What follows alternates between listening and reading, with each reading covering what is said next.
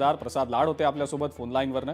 आणि माणिकराव कोकाटेंचा राजीनामा मुख्यमंत्र्यांनी घेतलाय, तो मुख्यमंत्र्यांचा सर्वाधिकार आहे असं त्यांनी स्पष्टपणे सांगितलेलं आहे। पारदर्शक सरकार मुख्यमंत्री देवेंद्र फडणवीस चालवत आहेत आणि त्याचमुळे मुख्यमंत्र्यांनी हा निर्णय घेतला असावा असं प्रसाद लाड यांचं म्हणणं आहे। आता माणिकराव कोकाटे यांच्या जागी मंत्रिमंडळात नेमका कुणाचा समावेश करायचा या संदर्भातला निर्णय अजित पवार आणि मुख्यमंत्री फडणवीस घेतील असं सुद्धा प्रसाद लाड यांनी सांगितलेलं आहे। मीनाक्षी म्हात्रे आपल्या प्रतिनिधी आपल्यासोबत आहेतच। मीनाक्षी, प्रसाद लाड यांची प्रतिक्रिया आत्ताच आपण ऐकली। प्रसाद लाड स्पष्टपणे म्हणतायत की पारदर्शक सरकार मुख्यमंत्री चालवतायत आणि त्याच अनुषंगाने हा राजीनामा घेतला गेलेला आहे। पण धनंजय मुंडेंच्या संदर्भात ज्या वेळेला चर्चा गेल्या काही काळापासून सुरू आहे की जर कोकाटेंची एक्झिट झाली तर धनंजय मुंडेंची एंट्री होऊ शकते मंत्रिमंडळामध्ये। करुणा मुंडे तर दावा करतायत 100% धनंजय मुंडे मंत्रिमंडळात असतीलच। 15 दिवसांपासून या सगळ्याची तयारी सुरू होती असा देखील त्यांचा दावा आहे। खरंच या दाव्यांमध्ये तथ्य वाटतं आणि कदाचित या गोष्टी भविष्यात घडू शकतील किंवा शुक्रवार नंतर कदाचित घडू शकतील असं वाटतं?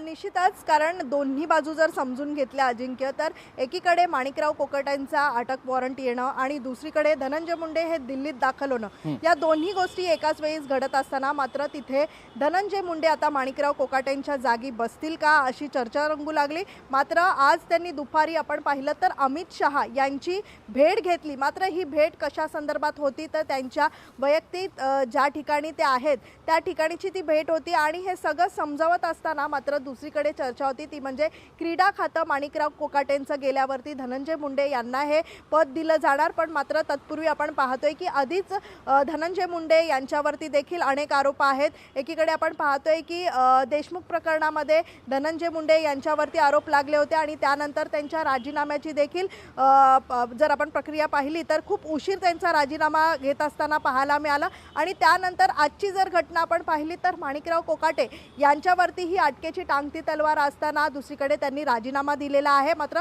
शुक्रवारच्या सुनावणीच्या पूर्वीच हा राजीनामा होत आहे, त्यामुळे शुक्रवारी एकंदरीतच जर उच्च न्यायालयामध्ये नेमकी सुनावणी जर त्यांच्या बाजूनी लागलीच तर मात्र काय नेमकं अजित पवारांच्या पक्षाकडून निर्णय घेतला जातो का, मग महायुतीच्या सरकारमधना स्वतः मुख्यमंत्री देवेंद्र फडणवीस हे काही वेगळा विचार करतील का, हे सगळं पाहत असताना मात्र शुक्रवारची सुनावणी ही महत्त्वाची असणार आहे। कारण अटक वॉरंट निघतो एकीकडे तर दुसरीकडे माणिकराव कोकाटे हे लीलावती रुग्णालयामध्ये तब्येत ठीक नसल्यामुळे ॲडमिट होत आहेत। मात्र असं असताना आज अजित पवारांनी देखील माध्यमांशी कोणतीही बातचीत केली नाही, पण त्यानंतर स्वतः अजित पवारांकडे माणिकराव कोकाटे यांचा राजीनामा सुपूर्द करण्यात आला आणि त्यानंतर मुख्यमंत्र्यांनी ही शिफारस जी आहे ती मात्र राज्यपालांकडे दिली आणि राज्यपालांनी ही शिफारस मान्यही केली।